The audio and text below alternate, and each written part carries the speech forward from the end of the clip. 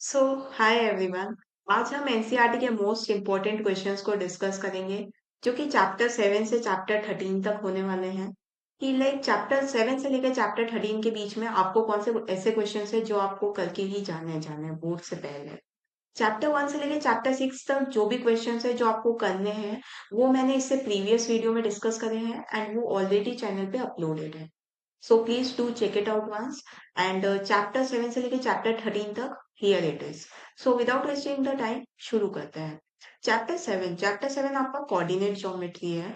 Coordinate geometry class 10th का सबसे one of the most easiest chapter है।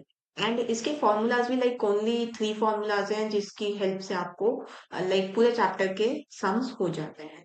सो अगर हम बात करें एक्सरसाइज 7.1 में, सो आपको क्वेश्चन 3, क्वेश्चन 5, क्वेश्चन 7, 8, 9, 10 ये क्वेश्चंस आपको करने ही करने हैं।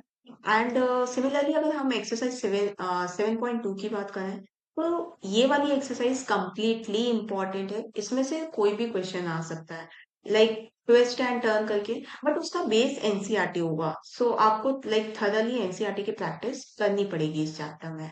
क्वेश्चन 3 जो इस एक्सरसाइज का है वो आपका केस बेस्ड क्वेश्चन बन के भी आ सकता है। सो प्लीज उस क्वेश्चन को प्रिपेयर कर लेना।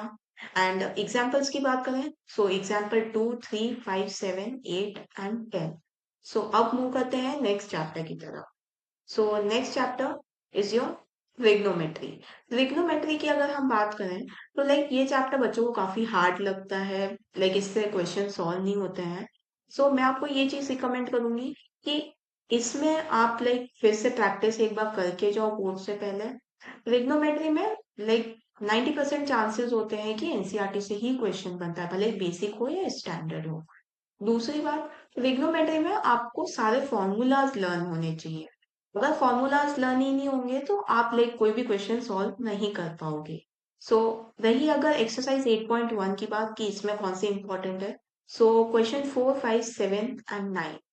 क्वेश्चन 11 जो कि आपके ट्रू फॉल्स है वो आपके असर्शन रीजन के फॉर्म में इंपॉर्टेंट है।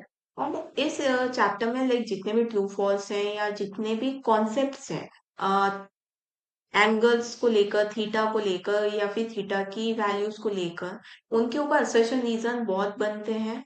सो प्लीज उन वैल्यूज को थरली याद करना, उन कॉन्सेप्ट्स को थरली समझ के जाना। एक्सरसाइज 8.2 की बात करें तो क्वेश्चन 2, क्वेश्चन 3 इंपॉर्टेंट है। एक्सरसाइज 8.3 की बात करें तो क्वेश्चन 4 के सारे 10 पार्ट इंपॉर्टेंट है। उन 10 पार्ट को अच्छे से प्रैक्टिस करके जाना। एंड रही बात इस चैप्टर में एग्जाम्पल्स की, सो मैं आपको ये रिकमेंड करूंगी कि आप सारे एग्जाम्पल्स इस चैप्टर के सॉल्व करके ही जाओ बोर्ड से पहले। एंड सारे फॉर्मूलाज को इजीली मतलब थरली याद करके जाना। अब वो करते हैं हम चैप्टर 9 की तरफ। So chapter 9 is your some applications of trigonometry. इस चैप्टर में आपको सबसे ज्यादा प्रैक्टिस डायग्राम्स बनाने की करनी होगी, क्योंकि लाइक 99% ज्यादातर देखा गया है कि इस चैप्टर में आपको डायग्राम्स नहीं देते हैं बोर्ड वाले। सो आपको ये प्रैक्टिस रखनी होगी कि क्वेश्चन को पढ़ के कैसे हमें डायग्राम को बनाना है। एलिवेशन, डिप्रेशन ये सब समझ के जाना बोर्ड से पहले। अगर तुमने ये सब नहीं समझा सो आपके लिए ये चैप्टर फिर हार्ड होगा। ये चैप्टर इजी है जिनको डायग्राम्स बनाना आता है। अगर जिनको डायग्राम बनाना नहीं आता है तो उनके लिए ये चैप्टर बहुत हार्ड भी है। सो इसके सारे एग्जाम्पल्स करके जाना एक बार प्रैक्टिस। एग्जाम्पल्स की प्रैक्टिस भी थरली करना, अच्छे से करना। एक्सरसाइज 9.1 की बात करें तो क्वेश्चन 5, 7, 11, 12, 14 एंड 15 इंपॉर्टेंट है। अब मूव करते हैं चैप्टर 10 की तरफ। So chapter 10 is your circles. Circles में मोस्ट इम्पोर्टेंटली थ्योरम 10.2। अभी तक पेपर में देखा गया है कि हर साल थ्योरम 10.2 रिपीट होती ही होती है किसी भी कंडीशन में। थ्योरम 10.2 बहुत अच्छे से करके जाना, लाइक बहुत इजी है एंड स्कोरिंग भी है। एग्जाम्पल की बात करें तो क्वेश्चन 2 एंड क्वेश्चन 3 इंपॉर्टेंट है। एक्सरसाइज 10.2 की बात करें तो क्वेश्चन 4, 5, 7, 9, 8, 10, 11, 12 एंड 13 इंपॉर्टेंट है। सो प्लीज थरली उनको प्रिपेयर करके जाना। अब मूव करते हैं चैप्टर 11 की तरफ जो कि आपका है एरिया रिलेटेड टू सर्कल्स। अब एरिया रिलेटेड टू सर्कल्स में चैप्टर बहुत छोटा है, बट चैप्टर में क्वेश्चंस बनते हैं। एग्जाम्पल्स की बात करें तो 1 and 2 एग्जाम्पल, जो कि जिसमें भी आपका एग्जाम्पल 2 मोस्ट इम्पॉर्टेंट है, उस एग्जाम्पल को करके लाइक 2 to 3 टाइम्स प्रैक्टिस करके ही जाना। एक्सरसाइज 11.1 की बात करें तो क्वेश्चन 6, 8, 9, 10, 11, 12 एंड 13 अब इस चैप्टर में क्या होता है कि बच्चे सेक्टर तो निकाल लेते हैं। लाइक बेसिकली ये chapter sector, segment, length of an arc इन्हीं पे बेस्ड है। एंड क्या होता है कि बच्चे अक्सर कंफ्यूज हो जाते हैं sector and length of an arc के फॉर्मूले में। सो इसके बीच का डिफरेंस समझ के जाना, ये भी समझ के जाना कि कब हम सेक्टर का फॉर्मूला लगाते हैं, कब हम लेंथ ऑफ एन आर्क का फॉर्मूला लगाते हैं, एज वेल एज कब हमें सेक्टर फाइंड करना है, मेजर करना है कि माइनर करना है, ये भी समझ के जाना। एंड एज वेल एज ये भी समझ के जाना कि लाइक जब सेगमेंट आएगा तो सेगमेंट में कभी कभी क्या होता है कि आपको थीटा की वैल्यू नहीं दी हुई होती है, कि वो जब लाइक सेगमेंट में एंड सेक्टर में आपको थीटा की वैल्यू नहीं दी हुई होगी कि वो क्या बना रहा है। तो वो थीटा की वैल्यू हमें कैसे पता लगानी है, लाइक इफ वो अगर स्क्वायर है तो वो उसका 90 डिग्री होगा। ये सब कॉन्सेप्ट समझ के जाना बोर्ड से पहले। अब बढ़ते हैं चैप्टर 12 की तरफ, surface area and volume. So surface area and volume में एग्जाम्पल्स 1, 3, 5, 7, जिसमें आपका एग्जाम्पल 3 जो है वो मोस्ट इंपॉर्टेंट एग्जाम्पल है। एक्सरसाइज की बात करें तो एक्सरसाइज 13.1 में क्वेश्चन 2, 4, 5, 6, 7, 9। एक्सरसाइज 13.2 की बात करें तो क्वेश्चन 2, 3, 4, 6, 7, 8। तो इन क्वेश्चंस को अच्छे से प्रैक्टिस करके जाना। सरफेस एरिया वॉल्यूम में लाइक इसके कॉन्सेप्ट समझ के जाना कि कब हमें टीएसए लगाना होता है, कब हमें सीएसए लगाना होता है। जैसे कि एक्सरसाइज 13.1 है, तो वहां पे क्या लिखा हुआ था, find the TSA of the solid.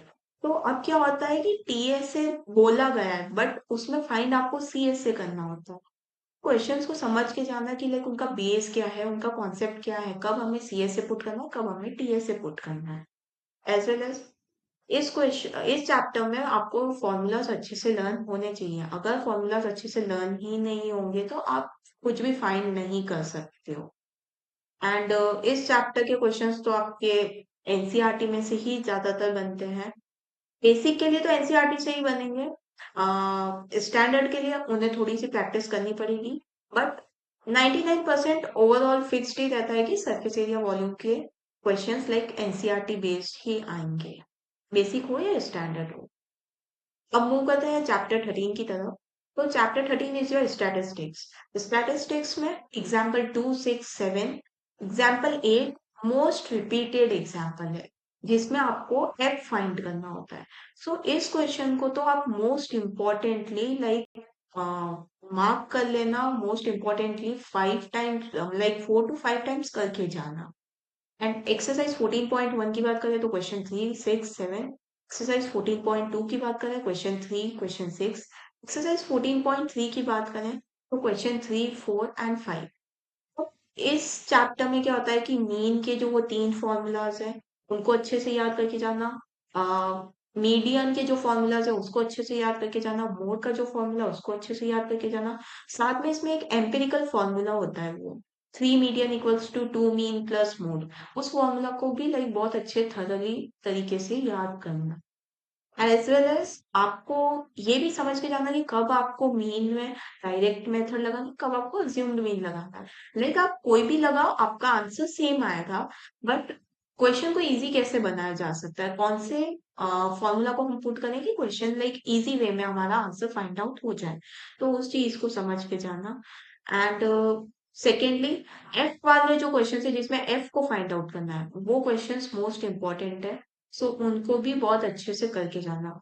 CF और एफ में डिफरेंस समझ लेना कि क्या कौन सी जो लाइन हमें क्वेश्चन में दी हुई है वो हमारी एफ है या सीएफ है, उस चीज को भी बहुत अच्छे से समझ के जाना। So that is all for today. Do like, share and subscribe. अगर आपको ये कंटेंट अच्छा लगा हो so please subscribe my channel. And that is all for today. Thank you.